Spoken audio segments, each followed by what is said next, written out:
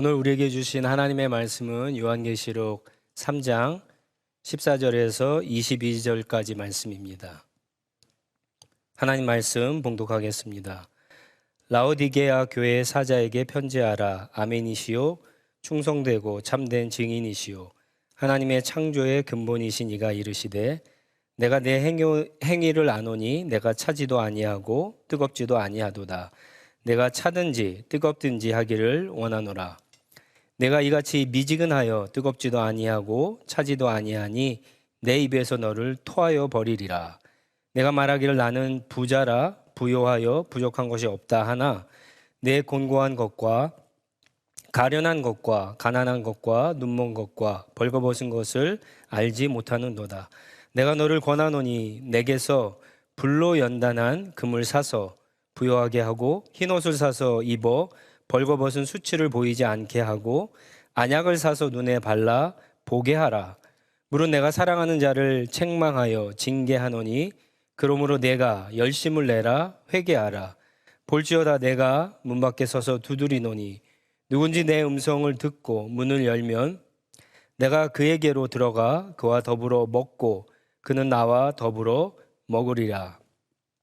이기는 그에게는 내가 내 보좌에 함께 앉게 하여 주기를 내가 이기고 아버지 보좌에 함께 앉은 것과 같이 하리라. 귀 있는 자는 성령이 교회들에게 하시는 말씀을 들을지어다. 아멘. 오늘을 포함해서 지난 6주 동안 우리가 살펴보고 있는 소아시아 7교회는 모두 역사적으로 실제 존재했던 교회입니다. 그리고 그 7교회는 과거, 현재, 미래를 포함해서 지상에 존재하는 모든 교회를 가리키는 샘플이라고 말씀드렸습니다. 그런데 지난 시간까지 우리가 살펴본 요한이 보았던, 환상 가운데 보았던 7교회는 어떠했습니까? 완전한 교회는 하나도 없었어요. 물론 서머나 교회나 필라델비아 교회 같은 경우 예수님의 꾸중이나 책망을 듣지는 않았지만 그렇다고 해서 완전하다라고 말할 수는 없죠. 대부분의 교회는 예수님의 칭찬과 책망을 동시에 받았는데 사실은 7교회를 살펴보면서 놀라운 사실, 우리가 꼭 잊어서는 안 되는 중요한 진리 가운데 하나는 뭐냐면요, 1장 20절에 이미 보았습니다. 위험하고 아슬아슬한 이 모든 교회들을 예수님이 오른손으로 꽉 붙잡고 계시다라고 하는 사실이에요. 칭찬을 받았던 서머나 교회나 빌라델비아 교회만이 아니라 심한 꾸중을 들었던 오늘 살펴보게 된 라오디게아 교회까지도 예수님이 꽉 오른손으로 붙잡고 계시다는 겁니다. 그리고 이 모든 교회들을 모두 이기는 교회로, 마지막 그 순간에 승리하는 교회로 만드신다는 약속이 이제 다음 주부터 4장이죠. 4장 1절부터 22장까지 어떻게 예수님께서 그렇게 만들어 가셨는가 이어지게 됩니다. 그러니까 여러분들 주님의 말씀을 들으면서 왜 이렇게 책망과 꾸중과 경고만 하시지라고 실망하지 마시고 말씀에 집중하시고 끝까지 말씀 붙잡고 주님을 따라가실 수 있기를 바랍니다. 이제 마지막 교회인 라오디아 교회를 보겠는데요, 이 교회는 마지막이라서 그런지 몰라도요 7교회 가운데 가장 영적으로 심각한 상태에 있었습니다. 무엇으로 알 수 있냐고요? 예수님의 책망의 강도가 다른 교회와는 비교가 되지 않을 정도로 강했습니다. 여러분 16절 한번 보시면은 예수님이 뭐라 그러시냐면은요, 너를 토해버리겠다라고 그렇게 말씀하셨어요. 여러분들 혹시 누군가로부터 당신을 보기만 해도 구역질이 나고 토하고 싶다 이런 말 들어보셨어요? 아마 들어보신 적이 없을 거예요. 있어서도 안 되죠. 보통 이런 얘기를 하지 않습니다.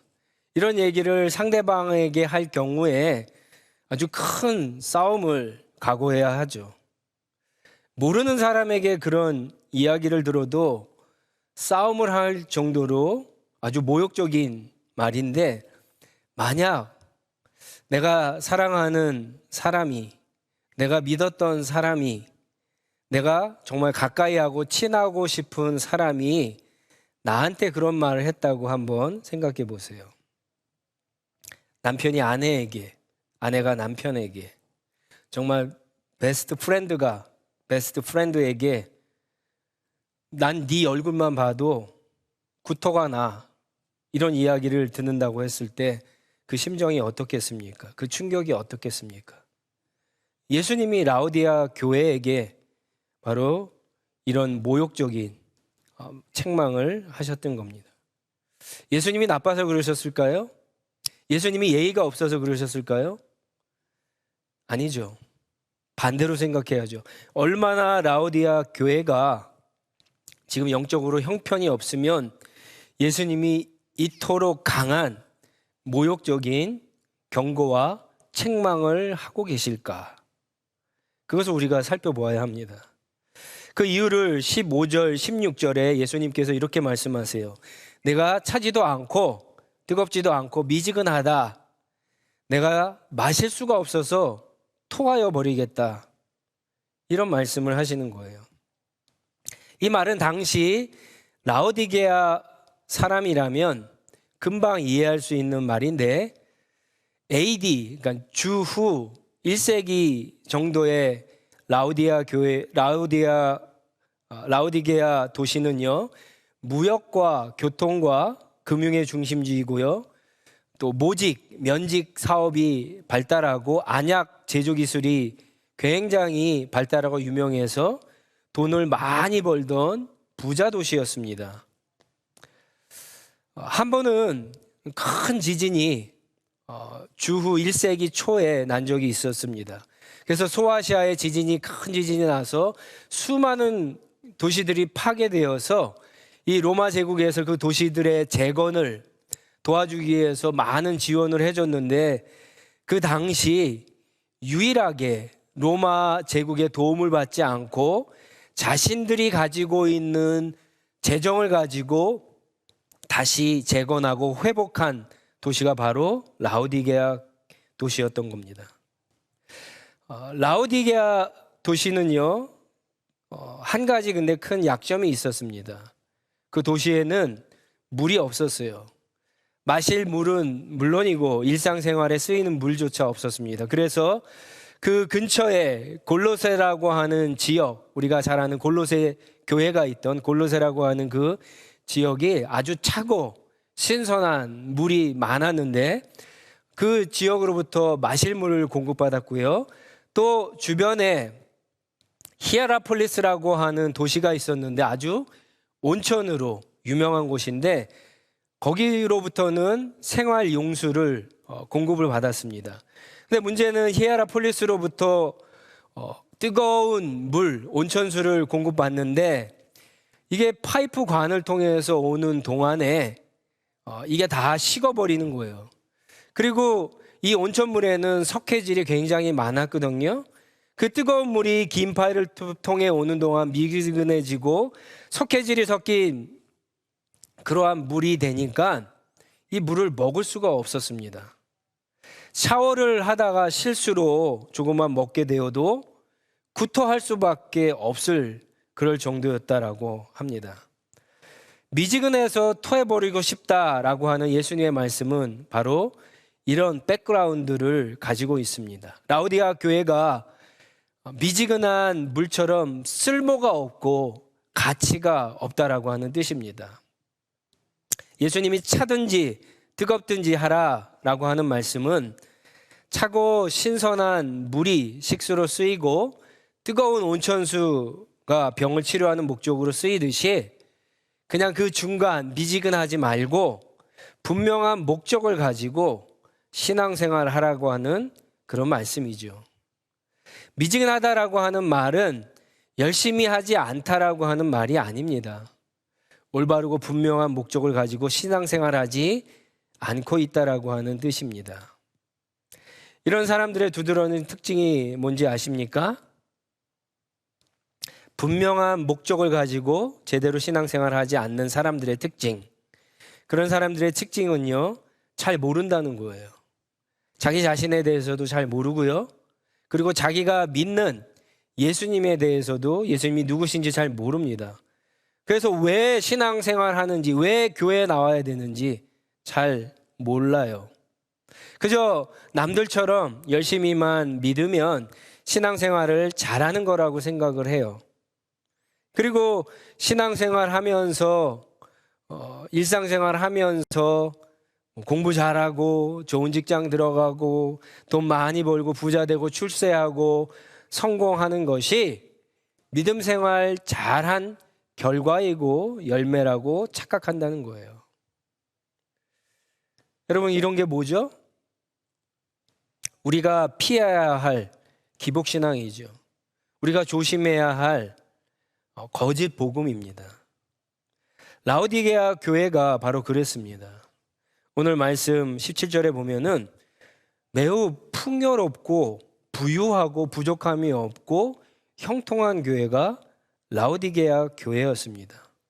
근데 이 사람들은 그런 것들이 자신들이 신앙생활을 잘하고 있는 증거이고 결과이고 열매이고 하나님의 축복이고 은혜라고 여겼던 거예요. 근데 예수님의 평가는 어떻습니까? 완전히 달랐어요. 17절 후반절에 보면은 너는 비참하다, 곤고하다, 넌 너무 불쌍하다, 너 부자라고 아니다, 넌 너무 가난하다, 너는 눈이 멀고 너는 벌거벗었다라고 그렇게 말씀하세요. 예수님의 눈과 우리의 눈이 다르죠. 영적인 눈과 육적인 눈이 완전히 달랐습니다. 정말 충격적인 사실은요, 20절 말씀에 있어요. 20절 말씀. 20절 말씀을 한번 같이 읽습니다. 시작. 볼지어다 내가 문 밖에 서서 두드리노니 누구든지 내 음성을 듣고 문을 열면 내가 그에게로 들어가 그와 더불어 먹고 그는 나와 더불어 먹으리라. 너무나 유명한 말씀인데 또한 많은 사람들이 오해하는 말씀이기도 하죠. 이 말씀들은 불신자들에게, 믿지 않는 사람들에게 빨리 문 열고 예수님을 영접하세요 라고 하는 전도용 말씀이 아니라 오늘 본문에 보면 이미 예수님을 믿고 있었던 라오디게아 교회 성도들에게 주신 말씀입니다. 그런데 여러분, 이 말씀에 의하면은 예수님이 지금 어디에 계세요? 예수님이 어디에 계세요? 교회 밖에 계세요. 문 밖에 계세요. 내 마음 밖에 계세요. 그게 무슨 뜻입니까? 라오디게아 교회 성도들은 예수님을 문 안으로, 내 마음으로, 교회 안으로 모시지 않고도 신앙생활을 잘하고 있었다는 거예요. 우리들 중에도 예수님을 모시지 않고도 신앙생활 잘하고 있다라고 믿는 사람이 있을 수 있어요.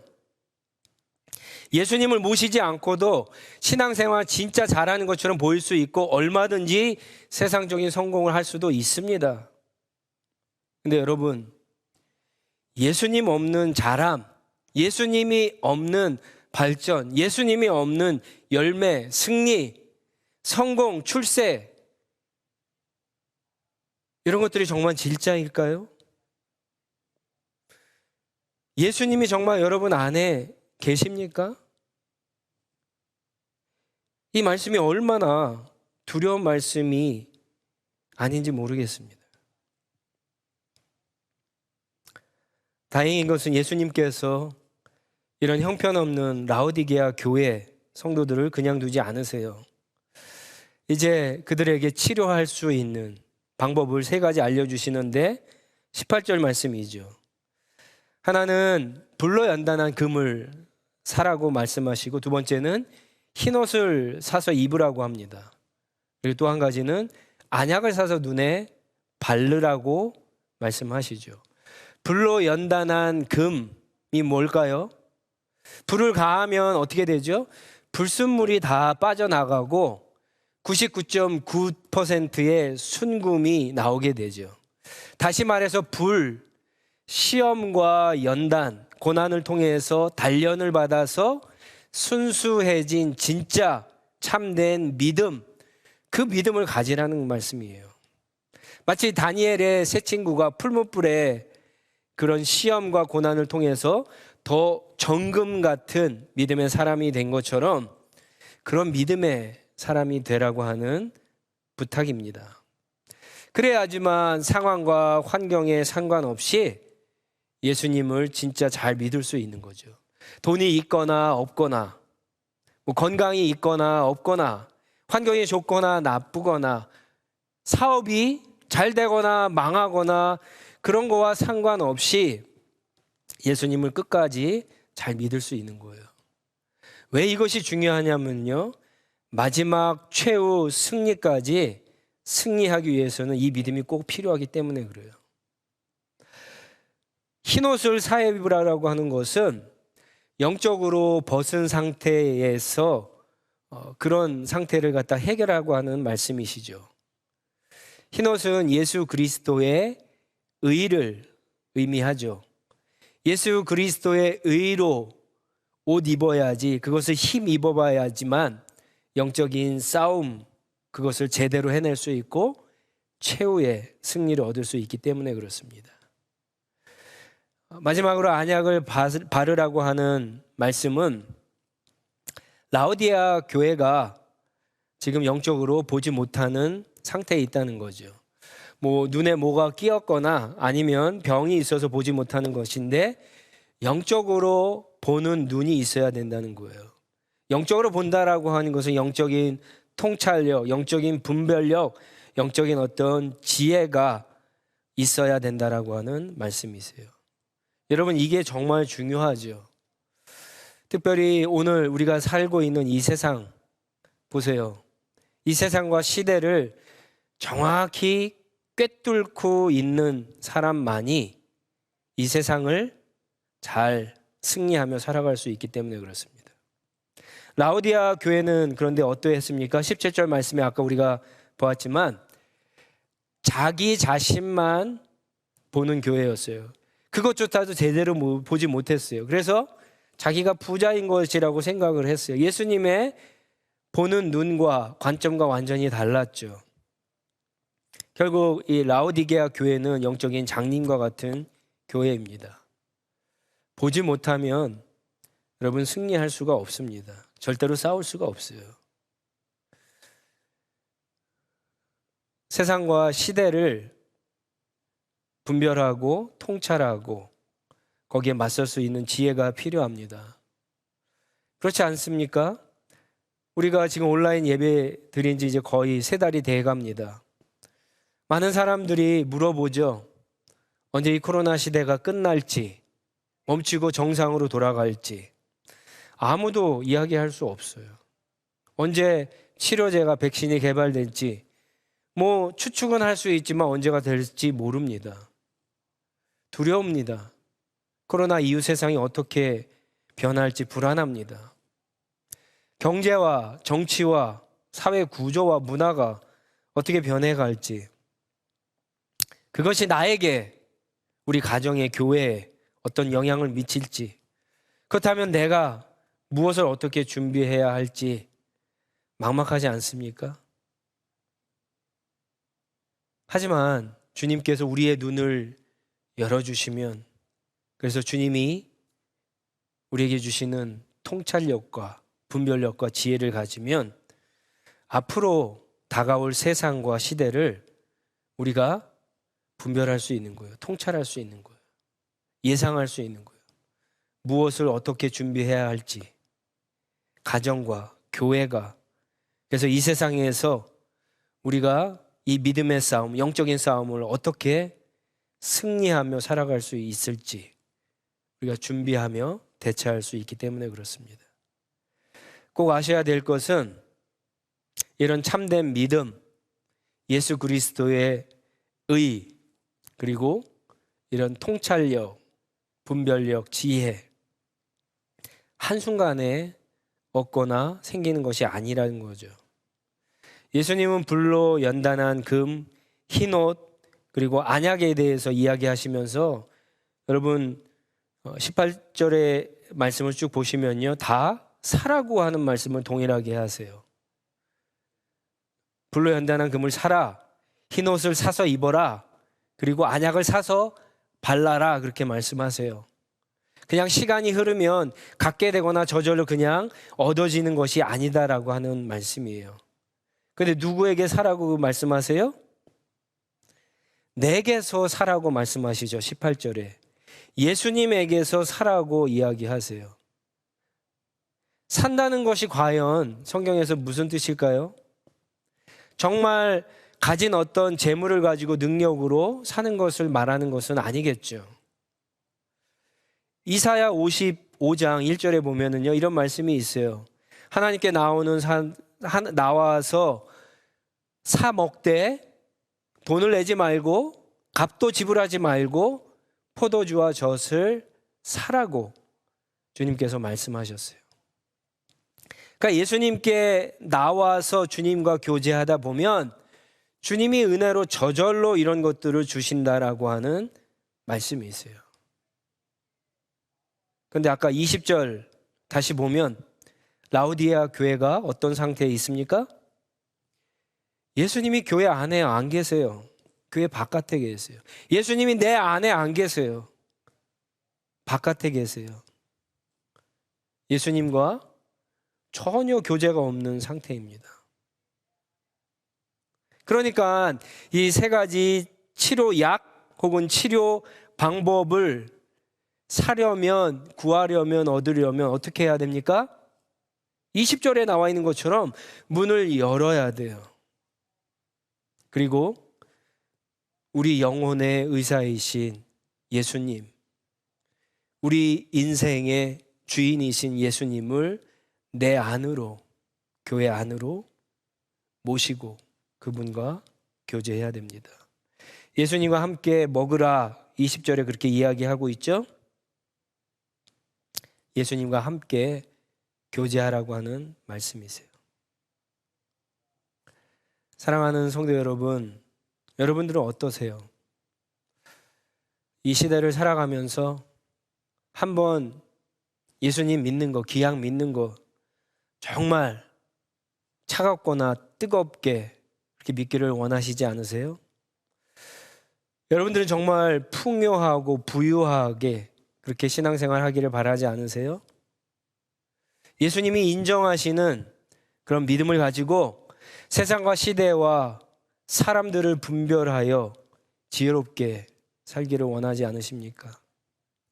정말 많은 사람들에게 유익을 주고 도움을 주고 하나님께만 영광을 돌리는 그런 가치 있는 인생을 원하지 않으세요? 정말 그런 삶을 원한다면 빨리 예수님을 모셔야 합니다. 예수님을 내 인생의 주인으로, 영원한 동반자로 모셔야지만 합니다. 예수님을 손님으로 모시면 안 돼요. 손님은 며칠은 교제하다 어떻게 해요? 자기 집으로 가버려요. 그러니까 예수님을 손님이 아니라 주인으로, 주님, 내가 바로 주님의 성전입니다, 집입니다, 이렇게 주님을 모셔야 하는 거예요. 어떤 분들은 마치 예수님을 택배원으로부터 택배 받듯이 그렇게 예수님과 교제하는 분이 있어요. 택배 여러분 픽업할 때 어떻게 하죠?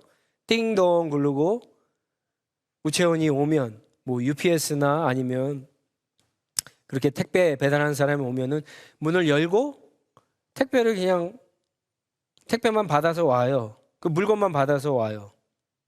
그리고 문을 닫아버려요. 필요할 때만 예수님을 문을 열어서 요청을 해요. 그렇게 믿어서는 안 되고요. 풍성한 은혜와 복과 사랑으로 문 밖에서 기다리고 계시는 그 예수님을 여러분 문을 열고 안으로 모셔서 이제 예수님과 교제를 나누실 수 있기를 바랍니다. 운동을 제대로 해보신 분들은 다 아실 거예요. 운동에 있어서 기본기가 얼마나 중요한지. 신앙생활도 똑같아요. 기본기가 굉장히 중요합니다. 우리 신앙생활에 있어서 기본이 뭡니까? 말씀, 기도, 찬양, 예배, 제자 훈련, 교제. 이런 것들이 기본이고 이런 것들이 중요하다라고 하는 것을 모르는 사람이 거의 없어요. 근데 놀랍게도 이런 기본기를 매일매일 하는 사람도 놀랍게도 거의 없어요. 일주일에 한 번 기본기를 닦는 썬데이 크리스찬이죠. 그런 사람과 매일매일 조금씩이라도 기본기를 닦는 사람은 처음에는 별로 차이가 나지 않아요. 그렇지만 그것이 1년 쌓이고 3년, 5년, 10년이 쌓이면요, 그 다음에는 완전히 달라지는 거예요. 그 인생이 달라집니다. 삶이 달라져요. 여러분들 기본기부터 충실하게 하시기 바랍니다.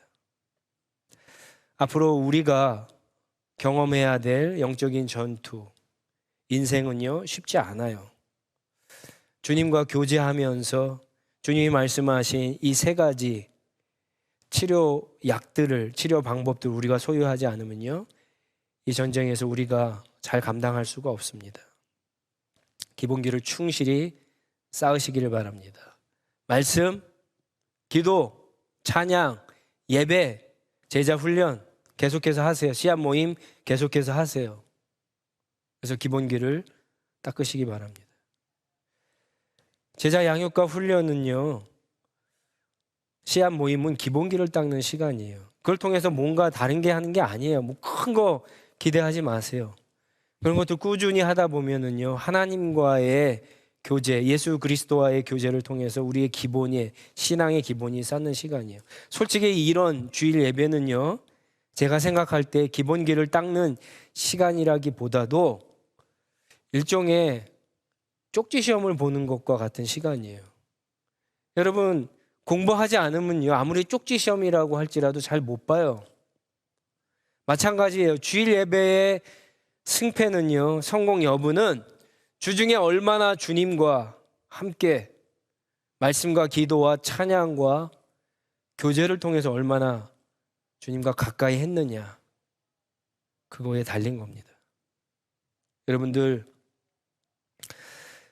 우리에게 주시는 말씀들이 참 많이 있었어요. 그렇지만 말씀들 다 하나하나 너무나 중요하지만 이 마지막 라오디게아 교회에 주신 이 말씀이 가장 우리 교회에게는 중요하다고 생각합니다. 기본기에 충실함으로 날마다 주님과 교제함으로 말미암아 영적인 통찰력, 분별력, 지혜를 소유하시고, 그리고 또 예수 그리스도의 의로 옷을 입고, 무엇보다도 정금 같은 그런 믿음을 가지고 주님과 함께 승리해 나아갈 수 있는 저와 여러분들, 우리 하나시학교회가 되기를 주님의 이름으로 간절히 축원드립니다. 우리 한번 같이 기도하겠습니다.